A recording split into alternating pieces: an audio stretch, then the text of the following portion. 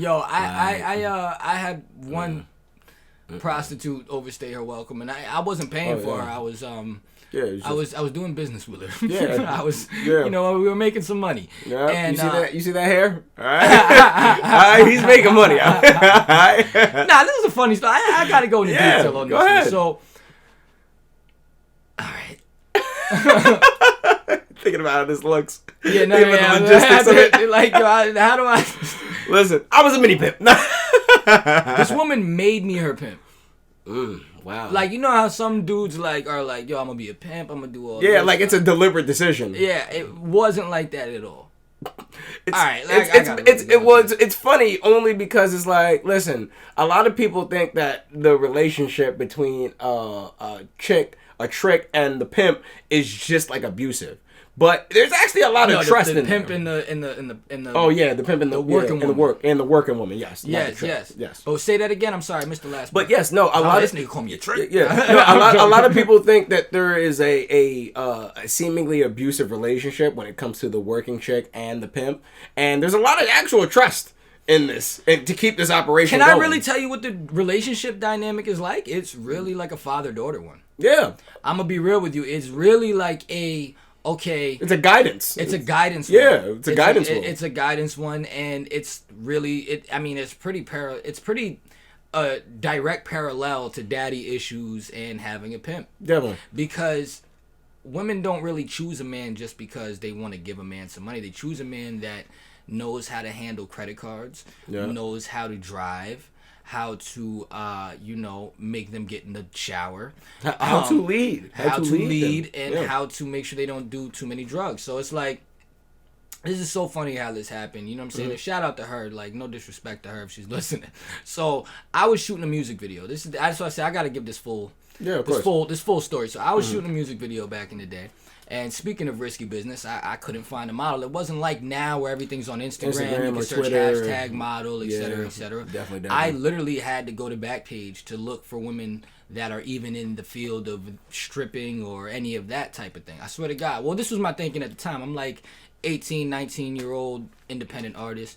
I had a girlfriend at the time, right? So it wasn't anything funny style going on. I'm like, yo, look, I call her up. I had just got co-signed by Jadakiss, so I'm like, listen, I'm a Jadakiss co-signed artist. You know, I'm doing this music video. I led with that. Like, do you like D-Block? You know what I'm saying? And I'm like, yo, I want you to be a part of this music video. I'll give you X amount. I'll pay you whatever your hour rate is. Yeah. I'll pay you. Yeah, definitely. So she's like, okay, cool. Now, mind you, I'm under 21. I started having trouble getting a hotel room. Yes. So I explained to her, yo, listen, I'm having trouble getting a hotel. I don't know if the shoot's going to go down. She's like, yo, we could use my hotel. So I'm like, oh, this chick is really cool. She's like, all right, pull up to this place, the La Quinta in Elmsford. Yep. I pull up to the La Quinta, right? Yeah. I call her. I say, hey, I got the whole video shoot here ready to go. Definitely. She says, I'm not there. My man is there. Okay. Go knock on the door and tell him that you're here to shoot the video. I already gave him the heads up. Okay. Sounds fishy. So I go up the elevator. Mm-hmm. With the strap. No strap. Go to the hotel room. I got shit like bottles of empty bottles of Dom Perignon and like vodka and like cameras. I knock on the door. The door opens. It's my fucking cousin. Oh my God. You can't make this up. It's my fucking cousin. I'm like, what the fuck are you doing here? He's like, what the fuck are you doing here? I'm like, yo, I'm here to shoot the video. He was like, yo, bro, no funny shit. She told me I wasn't even going to let y'all in, but then I looked through the peephole and saw you. He was like, what the fuck? Long story short, we shoot the music video. Yeah. Her and my baby mother I threw her under the bus. Her and my girl at the time, they started, bonding. So they get cool. Long story short, my cousin leaves her. I bring Chris through because my girl wanted to go chill with her. Yep. My girl at the time wanted to go chill with her. But out of nowhere, like, she had got picked up. So she's like, hey, I really care about this girl. She seems lonely. You go hang out with her. I'm like, I go hang out with her. So I'm like, this sounds like a setup. Yeah. I'm bringing Chris and niggas with me. Facts. We go upstairs, open up the door. Chris, describe what you saw. Well, I'm pretty sure, if I remember correctly, she didn't she was naked, but only from the waist down? No, she was butt naked. Oh, she was butt naked. She had no, she was just butt naked. Oh, I thought, didn't she have a little top on? No, I think she had a cover. Oh. I think she grabbed the cover, but she was hugging us. Yes. Oh, okay. And Chris looks at me like, what the fuck is going on? But no, that's not the only thing I see, though. Because he's telling me all of this about her as I'm going there. Because I don't know what the fuck to expect. I see her suitcase. It got mad dildos in it. I was like... Yeah. I said, oh, this is real. That was for Mr. Gray. Mr. Gray used to... There was a guy that she used to see named Mr. Gray. And, you know... He would pay for those. Yeah. Yeah. So we're all hanging out. She's buying us pizza. She's treating us. She just likes the company. Exactly. She's like, yo, can we go get some drugs?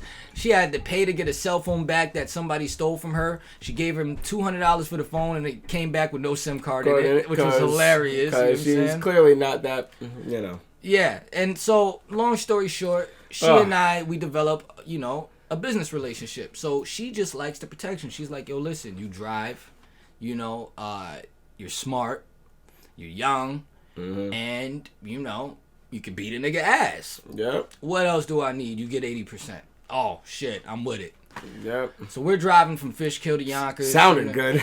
No, it was cool at first, bro, because half the time, like, she had pretty good clientele. Half of the time, a dude would come through, and he would get his own room. So I'd be in a whole separate room watching Forrest Gump. And, yeah, she would be doing what she do, come back, give me the money, get in the shower. It was really, like, a ill process, dog. It was, like, a lot of the times, like, these dudes would come through and pay for, like, a whole hour. Yep. And nut in 5 minutes, and they would get angry. Yep. So my job was to be in the bathroom while this was happening, and if they don't want to leave, I just bang on the door. The thought of them realizing they're not alone would just make them scatter out the room. I wouldn't even have to put hands on anybody. So, yeah, she definitely came to me. She was, like, 35. I was like 19. Yep. And she made me her pimp. Yeah. It was the craziest shit in the fucking world. Wow. And it was some of the easiest yet scariest money you could ever make. Because on one hand, you just sitting around making some bread. Yeah. By doing nothing. But the scariest part about pimping is you never know who's on the other side of that fucking door. Nope. You don't know who's going to come through. You don't know what the issue is going to be. It could be Eric Adams. It could be Eric Adams on the other side of that Eric door. Adams. You know what I mean? Right after he gave a speech. Yeah. Fresh out of City Hall. It could be the federal. And, like, my favorite part about this job was the different things that guys were into. Like, one guy used to make her pay. He used to pay her to wear a certain pair of socks for, like, 2-3 days straight and not wash her feet and put them in his face. Like, all the big money is, like, not sex. It's it's this kinks. One dude used to pay her to brush her hair. I'm serious, bro. Like, this shit is different, son. I saw a lot of crazy fucking things. Like, yo, one time there was a guy that had a wife who was terminally ill with cancer. Yeah. And he would come see her when he was on her medicine runs. And she would be calling, like, are you coming back with the medicine yet? And he's just giving her back shots. Yep. You know what I mean? Like, there would be... But anyway, there's this one particular night. Yeah. This one particular night, she had a nigga that was up north. He was in jail. You know what I'm saying? And, like, it's funny, like... I guess he might have probably been, like, her first pimp that, like, she, like, forever was going to hold down. Like, she got the nigga name tattooed on him, all types of good shit. Oh, so, wow.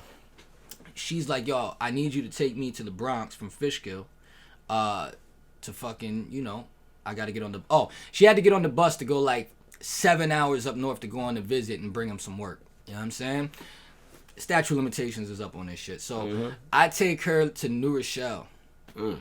No, first we go to Yonkers. Oh, okay. You know, everything's going great. I done made a couple $100. We go to Yonkers. No trauma. No trauma yet. We go to Yonkers. Yeah. She's like, yo, look, I need to get high. Ooh. And mind you, I'm in my grandma's car. So I'm driving, I'm like, yo, you can't get high in the car. All right. I'm thinking it's just weed. Bro, she goes and picks up PCP. She goes and gets some PCP. She rolls up and she starts smoking in the car. I say, yo. And then she's listening. She rolls up in the car. She's listening to "Dead Wrong" by Biggie Smalls. Like this is crazy. Yo, I'm like, yo. She's like, I'll blow it out the window. I'm such a pushover at the time. I'm like, okay. You know what I mean? It just does. It just does. It's just leak. She gets dusted, right? And we're driving down fucking, like, I think it was either Yonkers Ave or, like, it's like a very, like, It's a my very God. busy street, and she's leaning out the fucking window. I'm like, yo, you're wildin', son. Like, you're really bugging. She was on that Silk Sonic. Smoking real. out the window. So, yo. I'm like, yo, look, where are we going?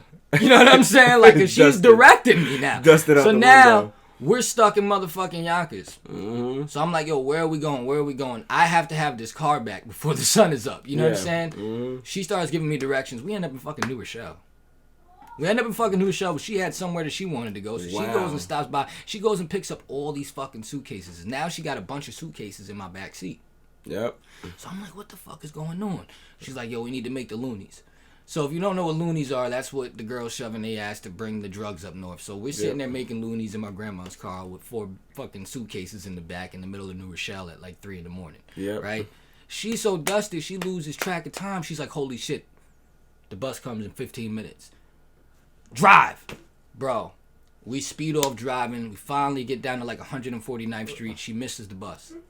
Yeah. So now I'm already tight. I'm like, yo, look, you got me driving you to fucking the Bronx. I thought we were making money in Fishkill. You know what I'm saying? Mm-hmm. We done went to Yonkers just for you to get dusted. I found out there was no point of us even coming to Yonkers other than you to get dusted. We ended up sitting on a corner in New Rochelle for like 3 hours.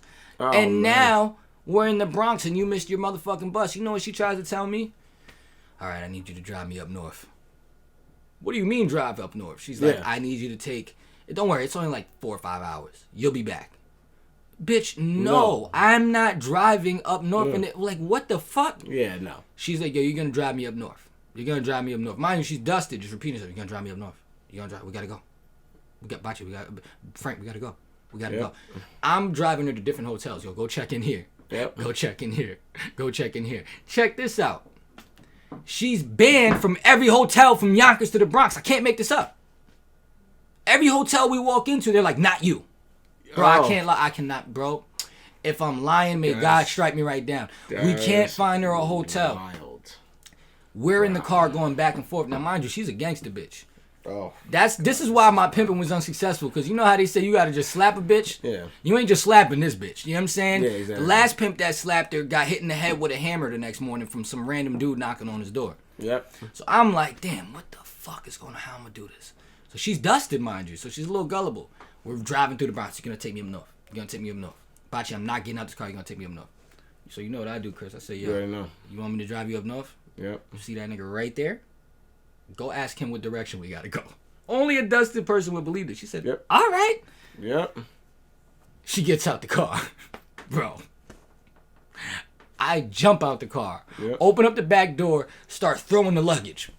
As I'm throwing the luggage, she's like, Frank. What are you doing, Frank? We're throwing it. Frank! Slam the doors. Start driving off. Bro, she's already close to the car. She's chasing after it. She's gonna get to me. Frank! Yo, my nigga. You know there's no right and red on the Bronx, right? Yep. It's a red light. I ran right through Ran right through that shit, son. And, Stop playing. I'm sorry, that was a long story, but I think that was probably the greatest, most craziest time a woman has ever overstayed her welcome. Yeah, I get in the fucking driveway at 5 a.m. The sun's coming up. Got my car back in time for my grandma. Yeah. She doesn't know that there was a Puerto Rican prostitute smoking dust in the front seat from the night before. She would be proud. She'd be so proud. Business is fucking usual, man. Oh, man. You know what? Honestly, I was just about to say, man, that's crazy. 2, if anyone's not going to know when it's time to leave, it'd be a prostitute. At least when you're a pimp. At least from that angle, right? So, but that actually raises a great segue, right? Because we were talking about Mr. Gray, and that, like I said, that raises one of the best subjects to talk about in terms of this next topic we're about to get into.